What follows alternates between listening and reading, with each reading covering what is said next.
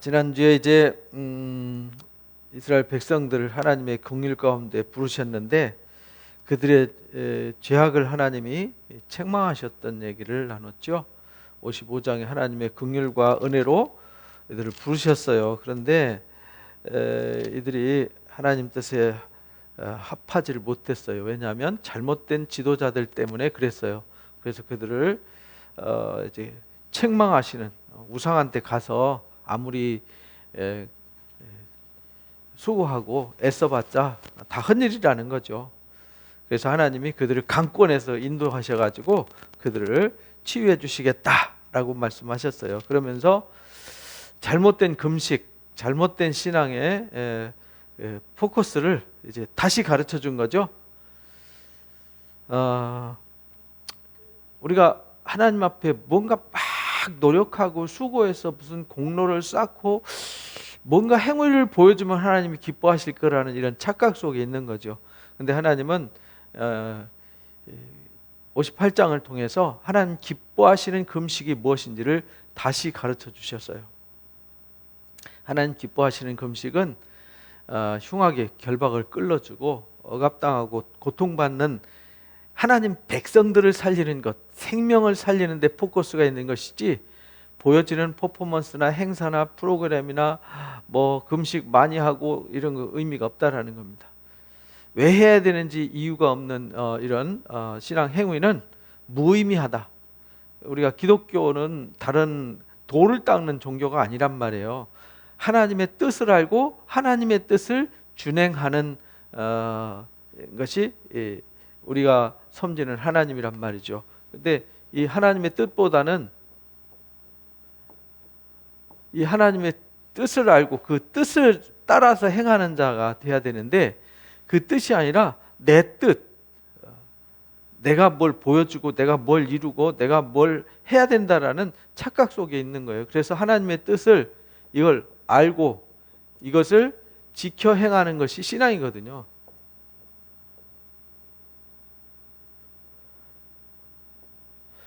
이걸 이제 우리는 한마디로 순종 이렇게 말하죠.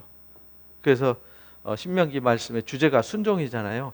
말씀을 청종하는 자, 듣고 지켜 행하는 자. 청종한다는 말은 듣고 지켜 행하는 거예요. 청종하는 자. 이거를 요약하면 청종 이렇게. 듣고 행하는 자가 복이 있다라는 말씀을 가르쳐 주셨어요. 그래서 하나님이 이 뜻을 가르쳐 주는 목적은 마침내 복을 받게 하려 함이다 라는 것을 우리가 신명기에서 이미 배웠어요. 그래서 하나님 기뻐하는 금식, 그러니까 하나님 기뻐하시는 기도, 하나님 기뻐하시는 신앙이 뭔지를 가르쳐 주셨어요. 근데 하나님과 사람 사이의 간격은 죄 때문이었다라고 59장에 가르쳐 주셨어요. 백성들의 죄 때문에. 그래서 백성들이 죄 때문이라는 걸 알고 이사야가 백성들의 죄를 자복하게 하는 이야기를 들었죠. 그리고 하나님께서 자복하는 그들을 위해서 구원을 베푸실 것이다. 그래서 59장 마지막 절에 여호와께서 하나님께서 그 택한 백성들과 세운 언약이 이렇다. 내 위에 있는 나의 영과 내 입에 둔 나의 말이 이제부터 영원토록 내 입에서와 내 후손의 입에서와 내 후손의 후손의 입에서 떠나지 않게 할 거다. 하나님께서 이 하나님의 뜻은요, 자손 때대로 복을 받게 하는 거거든요. 그래서 신명기에도 이 말씀을 지켜 행하라. 그러면 네 자손 때대로 복을 받을 것이다. 그런 거거든요. 그래서 이들의 잘못된 것을 깨우쳐서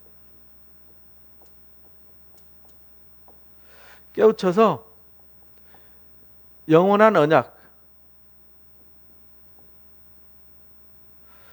언약을 실현시켜 주겠다라는 것이었어요. 그러면서 이제 61장으로 넘어가는 거죠. 60장으로. 그래서 일어나라 이렇게 말해. 일어나라. 그러니까 더 이상 낭망하거나 좌절하거나 죄의 종이 돼가지고 눌려 있지 마라. 일어나라. 이는 내 빛이 이르렀다. 여호와의 영광이 내 위에 임했다는 걸 잊지 마라. 보라, 어둠이 땅을 덮을 것이며 캄캄함이 만민을 가리지만 오직 여호와께서 내 위에 임하실 거다. 그 영광이 내 위에 나타날 거다. 해가지고 이 하나님의 뜻은요, 이 어둠 속에 뭘 비추시는 거냐면 빛을 비추시는 거란 말이에요. 하나님은 희망의 하나님이에요. 희망을 주러 오셨어요. 그래서 하나님이 그 뜻을, 이 희망을 주시려는 이 하나님의 뜻을 좀 알아는 거죠. 알고 그 빛 가운데 거해라. 빛 가운데 거해라.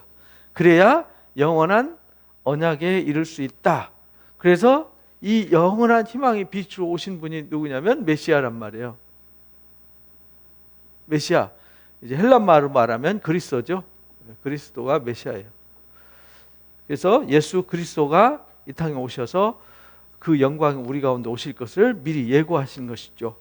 그래서 하나님 영광이 우리 가운데 임할 거다. 그래서 예수님 스스로 말씀하세요. 내가 이 땅에 빛으로 왔다. 요한복음 1장에 이 땅에 생명의 빛이 왔어요. 그런데 사람들이 알지 못해요. 그러나 그 빛을 알고 영접하는 자들에게는 하나님의 자녀가 되는 권세를 주세요. 나라들은 내 빛으로, 왕들은 비치는 내 광명으로 나올 거다. 그래서 이제 이 땅에 빛으로 하나님이 희망을 주시면 그 희망으로 나오게 될 것이다. 근데 구약 시대에 아무도 이 희망을 보고 나온 사람 없어요. 그래서 장차 오실 예수 그리스도와 다시 오실 예수 그리스도를 우리에게 조명해 주신 것이죠. 내 눈을 들어 사방을 봐라. 무리가 다 모여 내게로 오느니라. 내 아들들은 먼 곳에서 오겠고 내 딸들은 안겨올 거다. 먼 데서 오고 딸들은 안겨서 온다는 말은 이 이스라엘 백성들은 자식을 많이 낳기 때문에 손으로, 양손으로 붙잡고 한 팔로 붙잡고 막 이러고 다녔거든요. 우리나라도 옛날에 그랬죠. 그것처럼 귀하게 여겨서 혹이 발이 땅에 닿을까 해가지고 귀하게 여겨서 데리고 오겠다. 그래서 하나님께서 예수 그리스도를 이 땅에 빛을 비추시고 수많은 사람들이 몰려오게 할 것이다. 그때에 내가 보고 기쁜 빛을 내며 내 마음이 놀라고 또 화창할 거다. 이는 바다의 부가 내게로 돌아오며 이방 나라의 재물이 내게로 돌아옵니다. 모든 것이 시선이 그리스도에게로 돌아올 것이다. 곧 메시아에게로 돌아올 것이다. 이 땅에 하나님이 희망을 주는데 그 희망으로 돌아올 거다. 그러니까 이들이 바벨론 포로로 잡혀갈 때든지 이들이 죄악 속에 갇혔을 때 하나님은 늘 뭘 말하냐면 희망을 말해요. 희망을 말씀하세요. 그래서 하나님은 소망의 하나님이에요. 소망이 없다면 이 세상엔 소망이 없잖아요. 왜냐하면 소망이 있지만 다 지나가 버리면 아무것도 아닌 것이 되기 때문에 그건 소망이 아니에요. 지금까지 지구상의 모든 사람이 태어나서 소망을 가졌지만 아무것도 아닌 것이 되어버렸어요. 그러나 그리스도 안에 있고 하나님 안에 있는 사람들은 하나님과 하나님의 영광 안에 있기 때문에 영원한 소망을 얻게 되는 것이죠.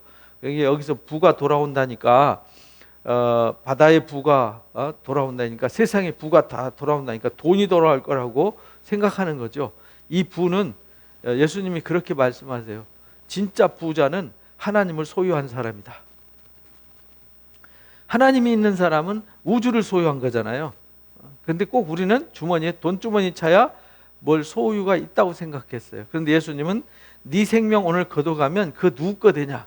그러니까 너희가 다 팔아서 밭에 감추인 보화를 사라. 그 보화가 뭐냐? 이것이 진리다.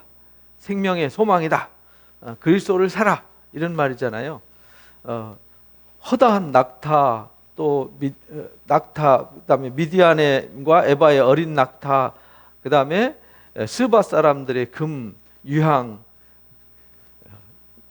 을 가지고 와서 여호와를 찬송하며 전파할 거다. 이 말은 온 세상에 이제는 자기들이 가지고 있던 모든 소유를 전부인 줄 알고 있었는데 그 가치가 이제 누구한테로 돌아오냐면 하나님께로 돌아온다는 뜻이에요. 실제 뭐 돈보따리 싸들고 온다는 뜻이 아니고요. 교회에서 이거 가르치니까 교회 다니면 부자 될 거다, 뭐 집 살 거다, 이런 뜻이 아니에요. 베드로를 비롯한 제자들이 예수님을 따랐죠. 예수님을 따를 때 예수님이 그렇게 말씀하셨어요. 마태복음 19장에 한 부자 청년이 와서 내가 계명을 다 지켰습니다. 무엇을 더 해야 내가 영생을 얻겠습니까? 하니까 네 있는 것을 다 나눠줘라. 이 나눠준다는 것은 있는 자만 나눠주는 거거든요. 근데 나눠주려고 보니까 아까워서 못 나눠줬잖아요. 근심하고 떠났는데 제자들한테 그렇게 말씀하세요. 부자가 천국 간다는 것은 낙타가 바늘길을 지나가는 것보다 더 어렵다. 그러니까 제자들이 그러면 누가 천국 갑니까? 이렇게 물어요. 그러나 사람은 할 수 없지만 하나님은 할 수 있다. 우리는 어떻게 되겠습니까? 우리는 자식도 버리고 뭐 다 버리고 주님만 따랐습니다. 그러니까 너희는 여러 배를 받고 영생을 상속받지 못할 자가 없다. 이렇게 가르쳐 주셨죠. 그게 이제 이 말씀이란 말이에요. 그래서 수많은 사람들의 가치가 가지고 있던 것을 어디로 갖고 오냐면 빛에 나오기 위해서 갖고 온다 이 말이에요. 그러니까 그 소유를 갖고 와서 빛을 사겠다는 게 아니라 그들이 모든 걸 가지고 이제 소망이 그 재물에 있는 것이 아니라 하나님께 있다라는 것을 여기서 알려주는 거예요. 저 구름같이 비둘기같이 보금자리로 날아드는 것 같이 날아오는 자들이 누구냐? 그래서 이들이 게달의 양무리는 다 내게로 모일 것이요 느바의 순양은 내게로 공급되고 내 제단에 올라 이 기꺼이 받음이 되리니 내가 내 영광의 집을 영화롭게 하리라 이렇게 말씀하시잖아요. 그러니까 하나님의 영광의 집이 이게 이제 예루살렘이잖아요. 예루살렘 성전. 그 당시에는 이 성전을 영화롭게 할 것이다 했는데 누가 성전이 되냐면 이게 이제 그리스도 메시아가 성전이 되는 거잖아요. 그래서 하나님이 아들을 영화롭게 할 것이다. 그래서 예수님이 그렇게 말씀하세요. 요한복음에 보면 아버지께서 이미 나를 영화롭게 하셨다. 세례 받으실 때 그랬잖아요. 그 십자가 지시기 전에 기도할 때도 아버지께서 나를 영화롭게 하셨다. 아버지께서 나를 영화롭게 하니 진짜 내가 영화롭게 되는 거다. 이렇게 말씀하셨어요. 저 구름이 비둘기같이 그 보금자리로 날아드는 것 같이 날아오는 자들이 누구냐 봤더니 곧 섬들이 나를 앙망하고 다시스의 배들이 먼저 이르되 먼 곳에 내 자손들과 그들의 은금을 아울러 싣고 와서 내 하나님 여호와의 이름에 드리려 하며 여호와 이스라엘의 거룩하신 이에게 드리려 하는 자들이라. 이는 내가 너를 영화롭게 하였음이라. 그래서 온 세상에 있는 사람들이 다 주께로 돌아오더라는 거죠.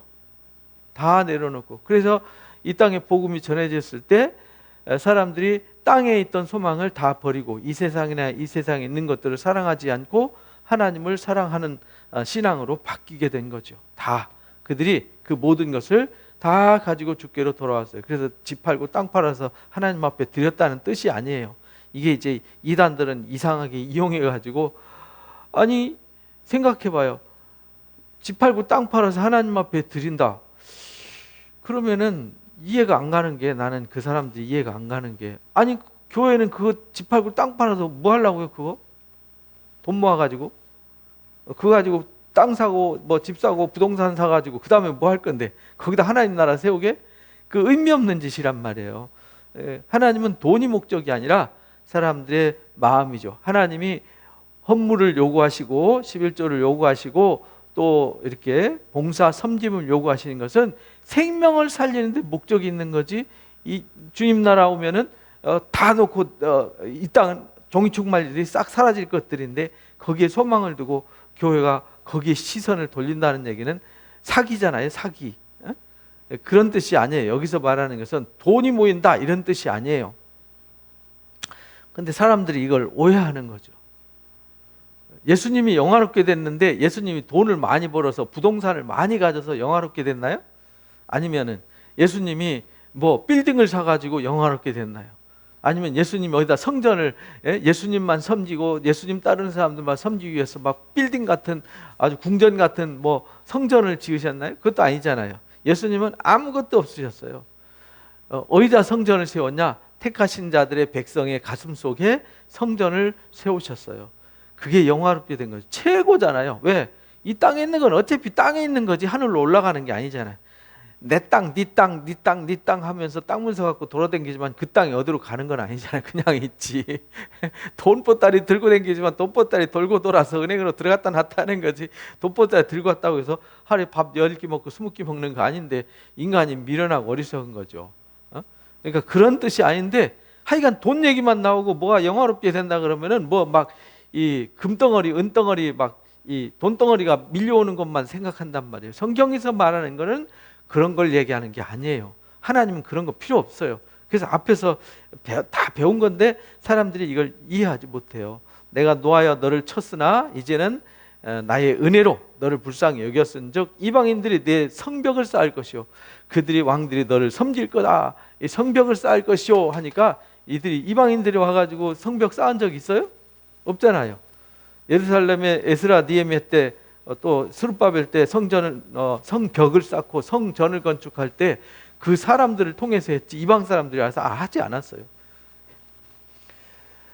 여기서 말하는 것은 수많은 이방인들이 돌아와서 그들이 하나님의 성전이 되어져 갈 거다. 에베소서 2장 말씀대로 그렇게 될 것이라는 것을 예고하신 예언의 말씀이지, 이것은 단순히 지금 이사야가 외쳐가지고 이스라엘 땅에 그런 역사가 일어나지 않았어요. 그래서 지금 다시 지금 현재 이스라엘 2020년도의 이스라엘을 이렇게 할 거다? 그거는 다 거짓말입니다. 그럴 일은 없어요. 왜냐하면 땅에 성전이 필요 없잖아요. 땅에 성전이 필요 없는데 땅에 성전을 세우면은 그거는 예수님이 이 땅 오신 의미가 없어지죠. 예수님이 성전이 되시고 예수님이 우리의 구주가 되셨는데 내 성문이 항상 열려 주야로 닫히지 않을 거다. 성문이 항상 열려 있다는 말은 구약의 성전 문은 닫혀 있었어요. 그래서 1년에 한 번 열었죠. 속죄소에 들어가는 것이. 근데 항상 열려 있어요. 그래서 언제든지 누구든지 예수 그리스도의 이름으로 빛 가운데 생명 가운데 영원한 하나님 앞에 나아갈 수 있게 하셨어요. 이런 사람들이 내게로 이방 나라들의 재물을 가져오며 그들의 왕들이 포로로 이끌어옵니다. 그래서 항상 열려있어. 누구든지 예수 그리스도를 믿으면이라고 써 있잖아요. 누구든지 예수 그리스도를 믿으면 하나님의 자녀가 되는 권세를 주세요. 누구든지 예수 그리스도를 믿으면 영생을 얻어요. 하나님이 세상을 이처럼 사랑하사 독생자를 주셨으니 이는 저를 믿는 자마다 이렇게 말했잖아요. 영생을 얻게 하려 하심이라 하신 말씀처럼 그런 뜻으로 여기 써놓은 것이지, 재물 막 문 열어놔가지고 막 돈 보따리 사들고 와가지고 예루살렘 성전에도 황금 쌓겠다는 뜻이 아니에요. 하나님이 이 땅에 황금 쌓으러 오신 분이 아니잖아요. 그것 때문에 수천 년 동안 일하신 것이 아니잖아요. 너를 섬기지 아니하는 백성과 나라는 파멸하리니 그 백성들은 반드시 진멸되리라. 그래서 예수님이 이 땅에 심판자로 오신 거잖아요. 근데 예수님이 요즘 우리가 요한복음 읽잖아요. 요한복음 12장에 나는 세상에 심판하러 오지 않았다. 근데 심판할 리가 따로 있다. 뭐냐? 내가 너희한테 일러준 이 말이 너희를 심판할 거다. 이렇게 말씀하셨잖아요. 그래서 주님을 섬기죠. 그래서 요한 사도는 또 요한 1서에서 예수님이 있는 자는 영생이 있고 예수님이 없는 자는 이미 심판받았다 이렇게 말하잖아요. 생명이 없느니라. 그런 뜻이에요. 여기서 그 말을 하는 것이에요. 르바논의 영광 곧 잣나무 소나무 황양목과 함께 내게 이르러 내 거룩한 곳을 아름답게 할 거다. 내가 나의 발둘 곳을 영화롭게 할 것이다. 하나님의 발이 머무는 곳, 하나님의 뜻이 어디 있느냐? 예수 그리스도에게만 있어요. 지금 이 세상에 우리에게 하시는 말씀이잖아요. 그 당시에 이사야가 말했지만 그 이후에 이 예언의 말씀은 예수 그리스도를 통해서 완성되는 거예요. 모든 성경의 예언은 예수 그리스도를 통해서 완성되는 거예요. 다른 예언은 없어요. 성경에 다른 예언이 존재하질 않아요. 근데 이거를 이상하게 막 신비한 해석으로 만들어서 뭘 꾸미는 것은요, 다 가짜예요. 예수님이라는 십자가의 열쇠로 풀어서 안 풀리는 성경은 다 가짜예요. 그래서 요한복음 5장 39절에 너희가 성경에서 영생 얻는 줄 알고 성경을 묵상하지만 그거 나에 대해서 기록한 거야. 근데 너희가 영생을 얻고자 하면서 왜 나한테 오지 않니? 이렇게 말씀하셨잖아요. 이 얘기가 다 그 얘기란 말이에요. 너를 괴롭히던 자들의 자손이 몸을 굽혀 나오게 할 것이며 너를 멸시하던 모든 자가 네 발 아래 엎드려서 너를 일컬어 여호와의 성읍이라 이스라엘 거룩한 이의 시온이라고 할 것이다. 근데 구약시대에 그런 것이 완성된 적이 없어요. 신약시대의 예루살렘 성전 다 파괴되고 없어졌어요. 그러나 영원히 허물어지지 않는 영원한 성전, 허물어지지 않는 성전, 이게 예수님이잖아요. 영원한 성전. 그래서 예수님이 그 하늘 성전에 영원히 들어가셔서 영원한 제사장이 되셨다고 우리가 히브리서에서 배웠어요. 그래서 거룩한 성읍이 되어요. 그리고 여호와의 성읍은 무너지지 않아요. 그래서 땅에 있는 것은 다 무너지지만 하나님의 성전은 무너지지 않아요. 예수 그리스도는 무너지지 않아요. 그래서 진리예요. 세상의 모든 것은 다 거짓되지만 예수 그리스도는 무너지지 않습니다. 전에는 내가 버림을 당하며 미움을 당하였으므로 내게로 가는 자가 없었으나 이제는 내가 너를 영원한 아름다움과 대대의 기쁨이 되게 할 거다.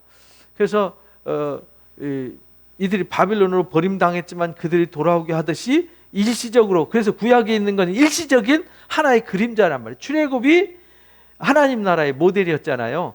죄악 세상에서 종로로 타는 그들을 홍해 강을 건너서, 홍해 바다를 건너서 이 광야에서 만나를 주어 먹게 한, 이것이 하나님 나라의 모형이라고 그랬잖아요. 우리가 히브리서 8장에서 10장까지 성막 이야기는 모형이다. 구약 성경의 모든 것은 모형이에요. 이스라엘 백성들이 바빌론 포로로 끌려갔다 돌아오는 것도 이것이 하나님 나라의 모형이란 말이에요.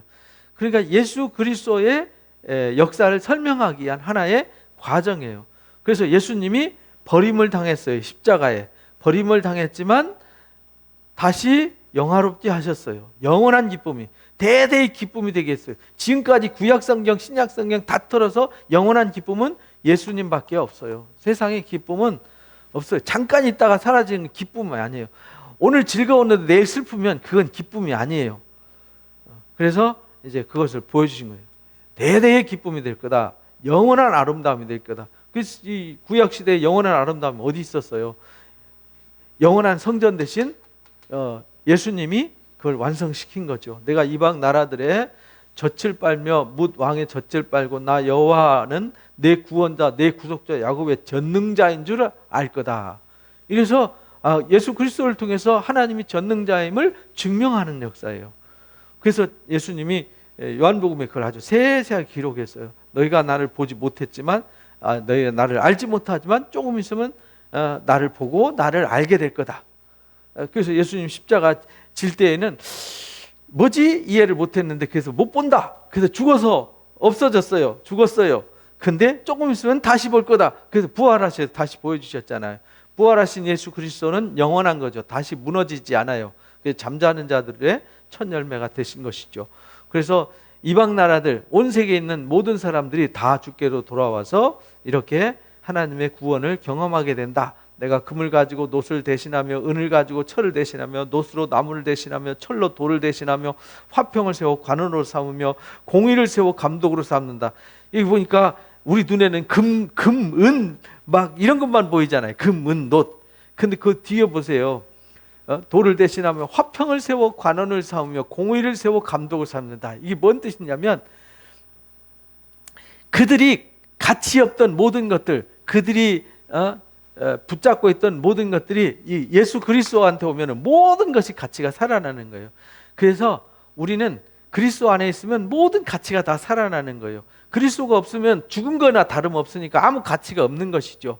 그래서 그리스도 안에 있으면 뭐든지 다 가치가 살아나는 거예요. 그래서 그리스도 안에서 행하는 것은 뭐든지 가치가 있어요. 그래서 내가 하나님의 아들이 되어서 어디서든지 하나님의 아들로서 살아가면 영화롭게 되는 것이에요. 다시 강포하는 일이 내 땅에 들리지 않을 것이요 황폐와 파멸이 내 국경 안에 다시 없을 것이며 내가 성벽을 구원이라 내 성문을 찬송이라 부를 것이다. 그래서 예수님이 구원의 성과 곽이 되시는 거예요. 곽이라는 말은 성벽을 말하는 거잖아요. 그래서 이 성벽이 돼요. 예수님이 구원이 되신다 이 말이에요. 영원히. 그래서 영원한 구원이요 찬송이 되는 거죠. 근데 세상에는 영원히 구원과 찬송 없어요. 다 소멸되어지고 파괴되고 없어지잖아요. 다시는 낮에 해가 내 빛이 되지 않아요. 달도 내게 빛이 되지 않아요. 그 말은 세상에 태양같이 아름물이 힘 있는 거라도 그건 우리의 소망이 아니에요. 지고 다시 돌아오고 지고 돌아오는 거지만 하나님의 빛은 영원해요. 그래서 햇빛, 달빛 이것이 우리의 빛이 아니라 오직 여호와가 영원한 빛이 될 거다. 내 하나님이 내 영광이 될 거다. 그래서 예수 그리스도가 하나님의 영광의 빛이 되셔서 이 땅에 오셔서 우리의 영원한 빛이 되신 거예요. 그래서 내가 예수님을 소유하면 영원한 빛을 소유한 것이죠. 저기 하나님 나라 가서 영원한 빛 가운데 있는 게 아니에요. 계시록 21장에 나오는 말씀이잖아요. 21장에 거기는 햇빛도 달빛도 별빛도 필요 없잖아요. 왜? 하나님의 영광의 빛이 있기 때문에 라고 이제 썼는데 그런 의미예요. 우리는 그리스도가 있으니까 세상에 다른 소망이 있을 수가 없잖아요. 예수님 외에 다른 소망이 있어요? 예수님보다 더 큰 소망이 없잖아요. 세상이 막 뭐 백조 천조 그런 막 그것이 햇빛 같고 달빛 같지만 막 빌딩이 몇 채고 막 영광을 얻어서 무슨 대통령이 되고, 근데 권불 10년이라 그러잖아요. 대통령 5년밖에 안 해요. 5년 지나면 땡이에요. 그러니까 이 세상에 있는 것은 다 달빛과 햇빛 같은 거지만 예수님의 영광의 빛과 비교할 것이 아무것도 없다, 그런 말이에요. 다시는 내 해가 지지 않는다. 그래서 우리에게 소망이 영원히 지지 않아요. 세상의 소망은 있다가 없어지고 있다가 없어지고 있다가 없어지는 잠깐 반딧불 같은 거라 이 말이죠.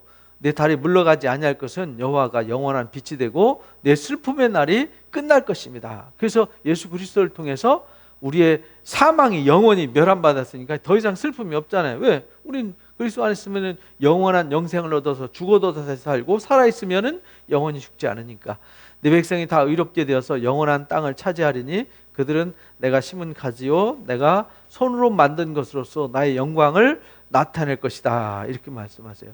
그 작은 자가 천을 이루고 그 약한 자가 강국을 이룰 것이라. 때가 되면 나 여호와가 속히 이루리라.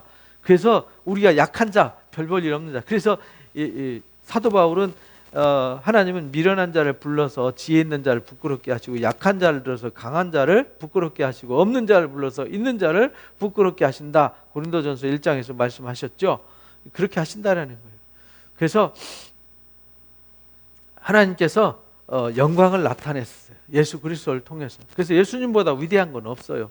세상이 다 소멸됐지만 예수님의 소망과 바꿀 것은 없습니다. 그 사실을 깨닫게 하고 알게 하는 게 성령의 역사예요. 그러니까 성령이 왜 중요하냐면 성령 받지 않으면 이 사실을 아무도 알지 못해요. 깨닫지 못하는 거죠.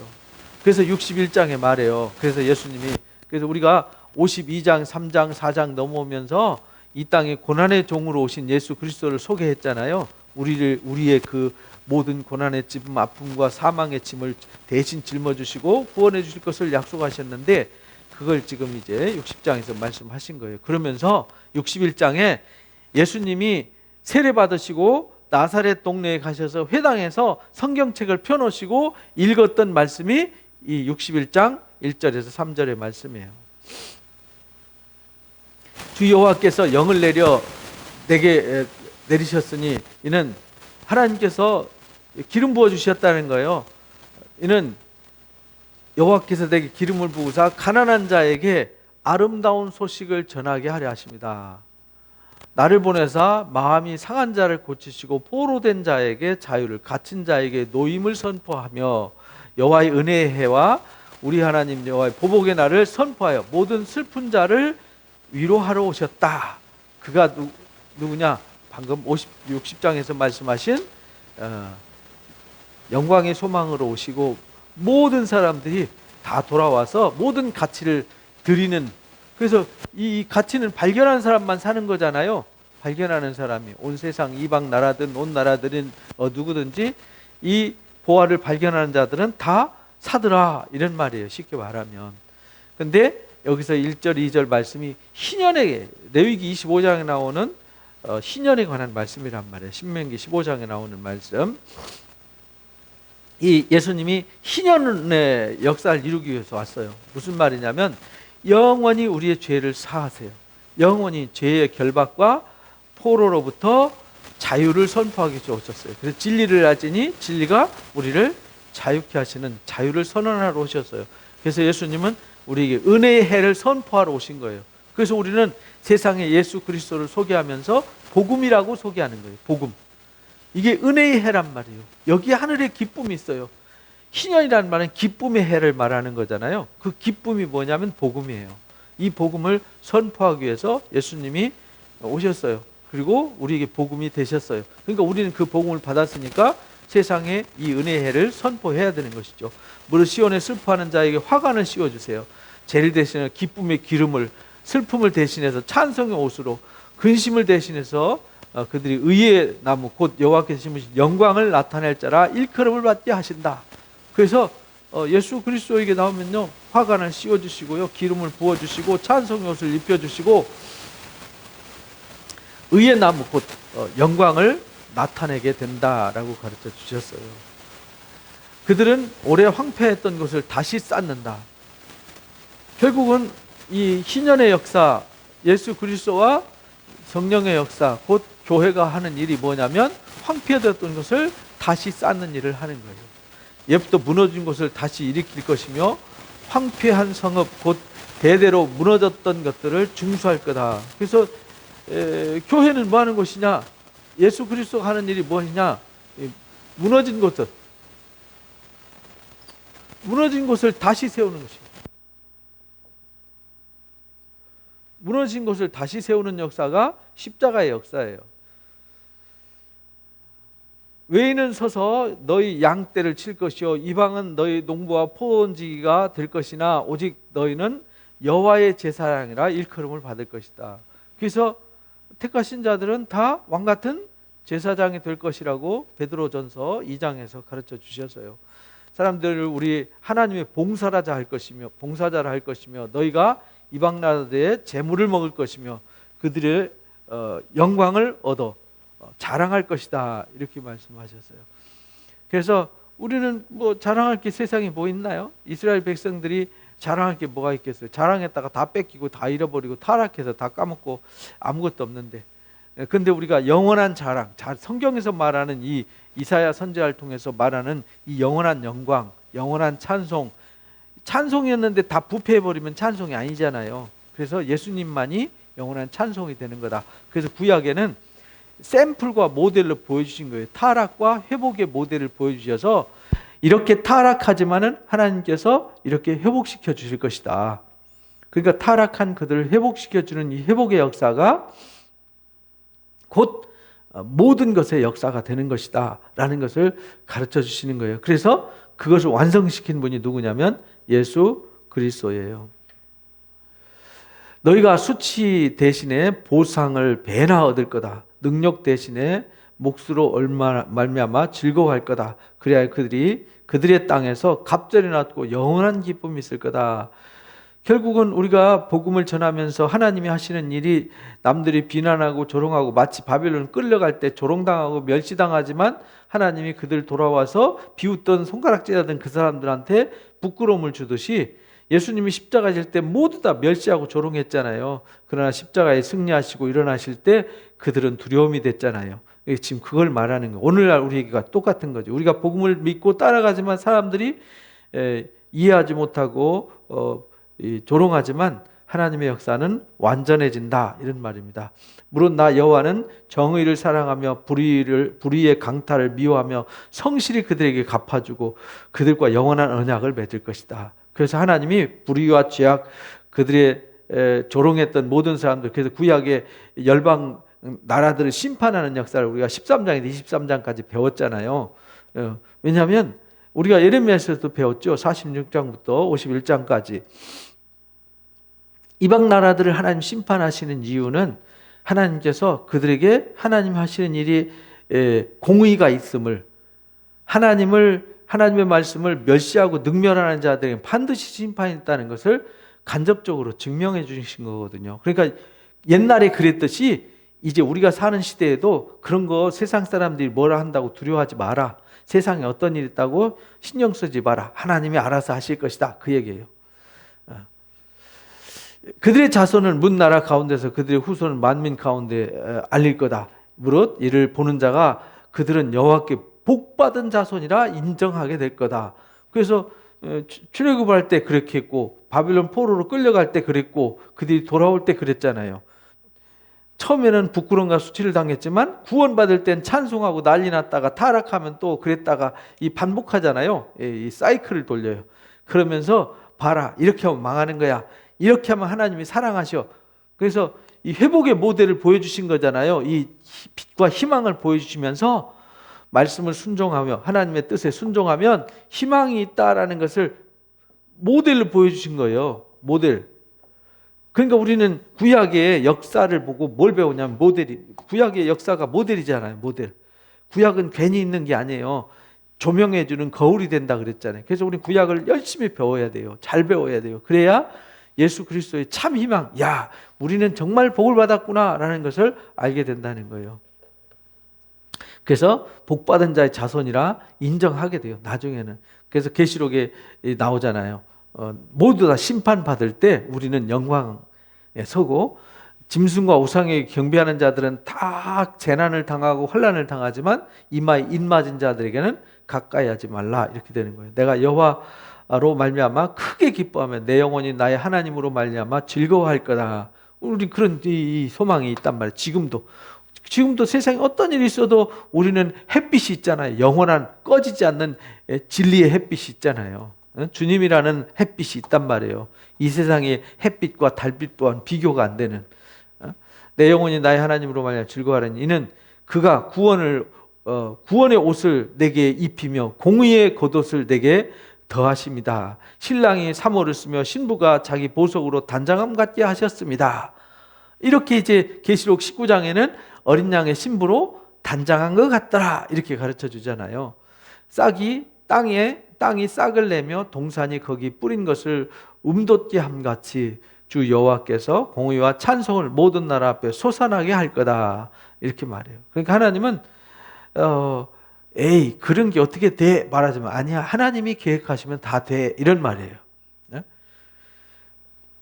거기서 땅에 싹을 내며 뿌린 것이 움돋는다는 말은 거기다 뿌려갖고 싹이 나겠어? 그거 움나갖고 뭐 되겠어? 했는데 하나님이 하신 일은 반드시 결실하게 된다, 그런 말입니다. 그래서 이제 62장에 나 시온의 의가 빛같이 예루살렘의 구원이 햇불같이 나타난다. 시온을 위해서 잠잠하지 않으며 예루살렘을 위해서 쉬지 않는다. 곧 하나님의 구원의 역사는 쉬지 않아요. 그래서 예수 그리스도의 이 땅에 오심의 역사를 위해서 잠시도 쉬지 않잖아요. 말라기 선지자 끝으로 400년 동안 침묵하고 계셨다고 해서 침묵이 아니었잖아요. 하나님이 이미 다니엘에게 예언했던 대로 또 선지자를 통해서 예언했던 대로 메시아 오는 길을 예비하셨잖아요. 이렇게 하나님이 시온을 위해서 잠잠하지 않고 쉬지 않고 일하셨어요. 이방 나라들이 내 공의를 뭇 왕이 다 내 영광을 볼 것이다. 너는 여호와의 입으로 정하실 새 이름으로 일컬음이 될 거다. 그래서 하나님이 임하실 새 이름. 그래서 예수님이 이제 하나님의 이름으로 온 거잖아요. 그래서 독생하신 하나님으로 오셨단 말이에요. 예수님이 하나님이세요. 독생하신 하나님. 그래서 우리는 예수 그리스도의 이름이 우리 안에 새겨지고 예수 그리스도가 내 안에 있고, 그러면 예수님 그랬잖아요. 너희가 내 안에 있으면은 나도 너희 안에 있다. 근데 내가 아버지 안에 있는 거 아니냐? 그 말은 우리가 주님 안에 있고 주님의 내 안에 있으면 우리는 이미 어디 안에 있어요? 하나님 안에 있는 거다, 이런 말이에요. 그래서 두아디라 교회한테 설명을 하잖아요.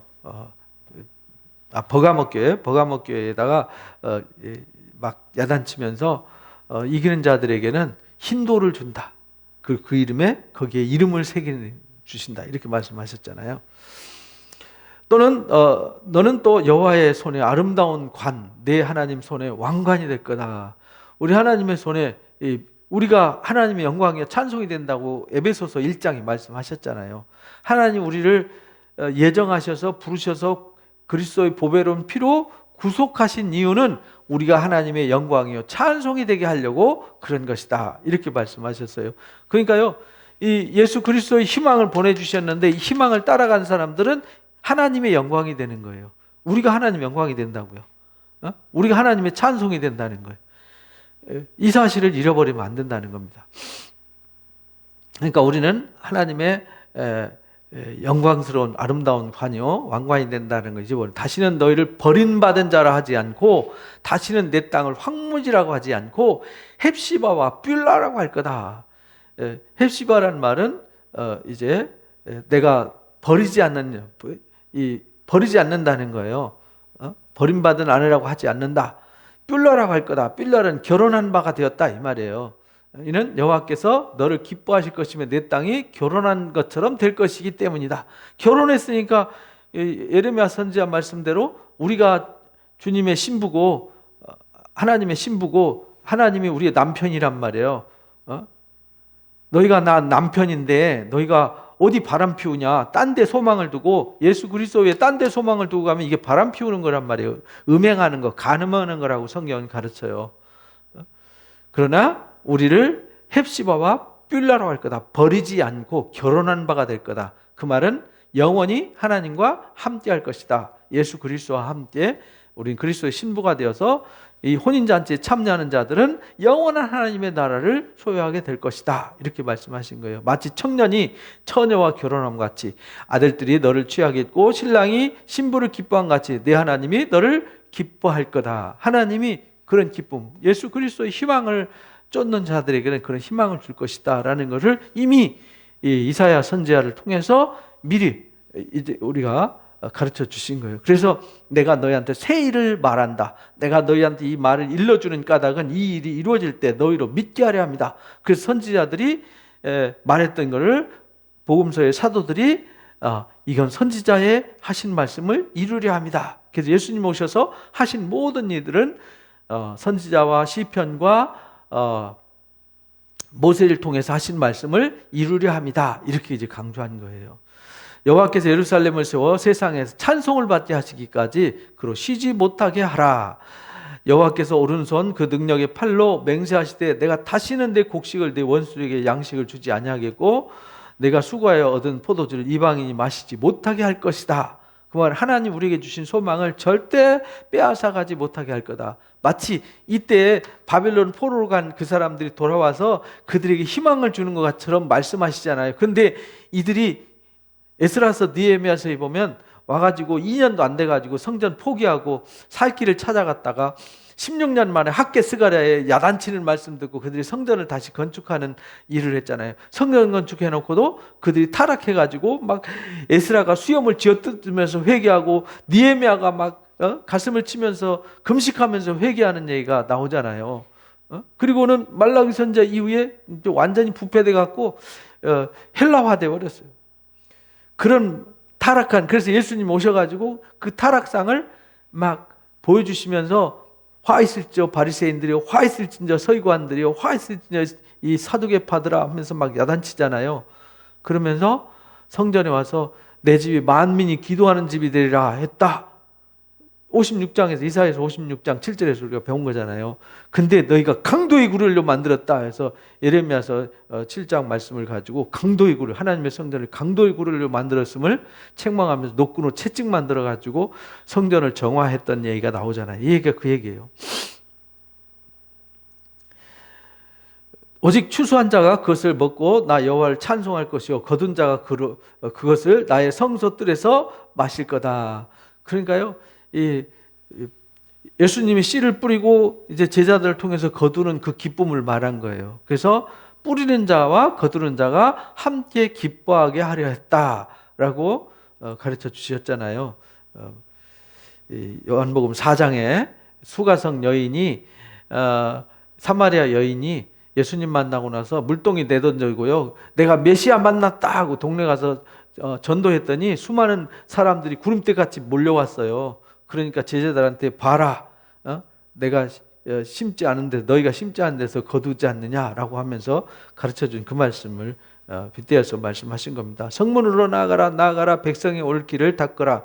큰 길을 수축하라. 돌을 제하라. 만민을 위하여 기치를 들라. 그래서 기치가 누구냐면 예수님이 기란 말이에요. 십자가 깃발을 높이 들고 누구든지 예수 그리스도한테 만민이 다 나와서 예수 그리스도의 구원을 얻도록 외치는 거죠. 이 모든 사실들을 성령이 알게 하시고 깨닫게 하시는 거죠. 그래서 하나님께 나오는 길을 예배해야 돼요. 그래서 우리가 뭐가 돼야 되냐면 길이 돼야 돼요. 그래서 교회 오면은 우리가 무슨 일을 하냐면 주님이 오시는 길을 예배하는 거예요. 세례 요한이 주님이 오시는 길을 예배했듯이 우리도 뭐 해야 되느냐? 길을 예배하는 사람이 돼야 돼요. 어떤 길을 예배하냐? 택하신 사람들을 말씀으로 가르쳐서 변화시키고 새롭게 하는 거예요. 그러면 그 사람이 축복의 통로가 되고 구원의 통로가 되는 거예요.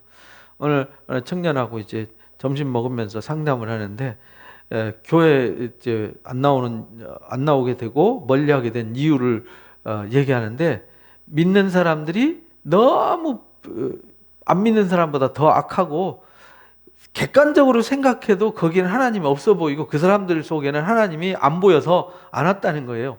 그 말은 무슨 말이냐면 하나님께 오는 길이 막혔다는 거죠. 근데 우리가 길을 닦아야 되는데 길 닦은 게 아니라 오는 길, 닦아놓은 길에다가 돌멩이 갖다 놓고 나무 갖다 걸쳐놔 놓고 이 오물 뿌려놔 놓고 길을 막았다는 거예요. 이러면 안 된다는 거예요. 성문으로 나아가라. 백성이 올 길을 닦아야 돼요. 그래서 백성이 오는 길이 우리가 길이란 말이에요. 예수님이 그랬잖아요. 내가 곧 길이다, 진리다, 생명이다. 그러니까 우리도 주님을 영접해서 내가 하나님의 자녀가 되니까 우리도 뭐가 돼야 되느냐? 우리도 예수님에게 나가는 통로가 돼야 되는 거죠. 축복의 통로가 되고 사랑의 통로가 돼야 돼요. 수축하고 돌을 지어야 돼요. 우리 삶에 내 말이 돌이 될 수 있어요. 내 행동이 돌이 될 수 있어요. 그럼 그걸 제해야죠. 바꿔야죠. 언어를 바꾸고 생각을 바꾸고 행동을 바꾸고 삶을 바꿔야죠. 나 때문에 혹시 누가 시험에 들고 걸려가지고 하나님께 나오지 못할 수도 있단 말이죠. 여호와께서 땅끝까지 선포하시되 너희는 딸 시온에게 이르라. 보라, 내 구원이 이르렀다. 그래 이제 길을 준비해 놔놓고 예수 그리스도 여기 영원한 도성, 이 구원의 소망을 선포하고 깃대 세워놔놓고 돌아와라 하면서 올라오고 보니까 여기 바위 때문에 못 가겠는데 여기 갈 수 없는 길인데 여기 길이 막혔는데 이렇게 되면 안 된다는 거예요. 선포해야 돼. 내 구원이 이르렀다. 보라, 상급이 그 앞에 있고 보응이 그 앞에 있느니라 하셨느니라 해서 우리가 이 복음을 선포하면서 봐, 내가 예수 믿어서 나 이렇게 변화됐어. 나 예수 믿고 이렇게 행복해. 내 예수 믿고 옛날에 고약했던 내가 이렇게 온유하고 겸손해졌어.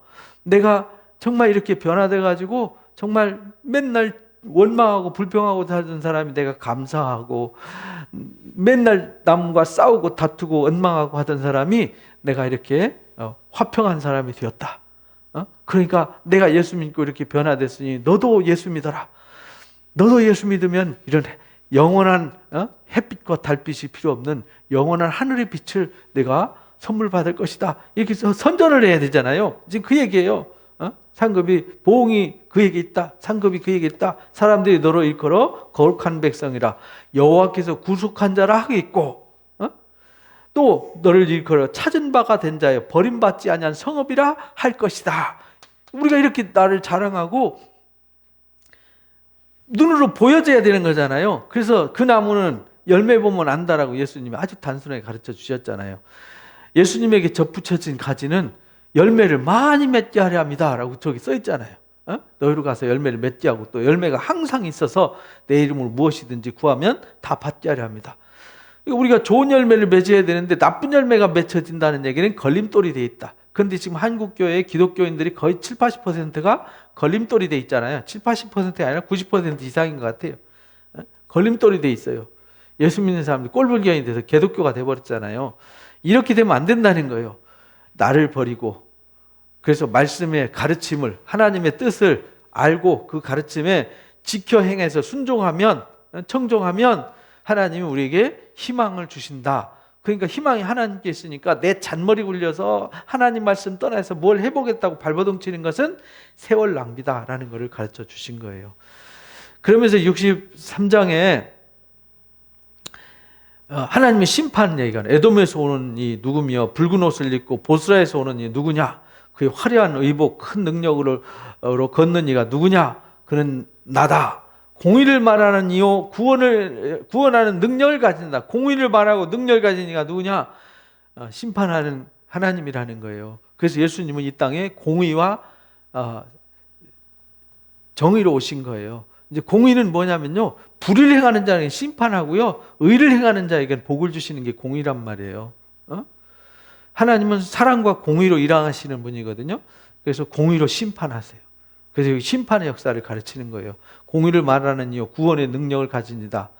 심판과 구원을 하러 오셨어요. 어찌하여 내 의복이 붉으면 내 옷이 포도즙들을 밟는 자 같으냐? 만민 가운데 나와 함께한 자가 없이 내가 홀로 포도즙을 밟았는데 내가 홀로 심판하시는 거예요. 심판자는 하나님 외에 그리스도 외에는 심판자가 없어요. 그래서 내가 노함으로 말미암아 물을 밟고 분함으로 말미암아 질바 발심으로 그 선혈이 내 옷에 튀어 내 의복이 다 더럽혀졌다. 계시록에 보면 막 이 말굴레까지 피가 쌓인다고 그랬잖아요. 이렇게 무시무시한 심판이 임하게 되는 것이다. 이는 내 원수 갚는 날이 내 마음에 있고 내가 구속할 해가 왔다. 심판과 구속 두 가지 역사가 있는 거예요. 사랑과 공의로 일하시는 하나님.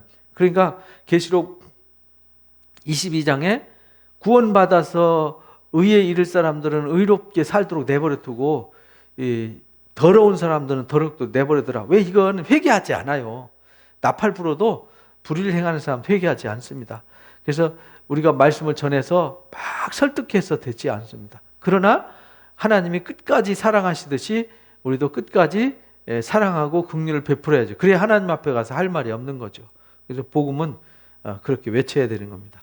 내가 본즉 도와주는 자도 없고 붙들어주는 자도 없어요. 이상하게 내 팔이 나를 구원하며 내 분이 나를 붙들었다. 그러니까 하나님이 스스로 심판하시는 거예요. 누구도 도와주지 않아요.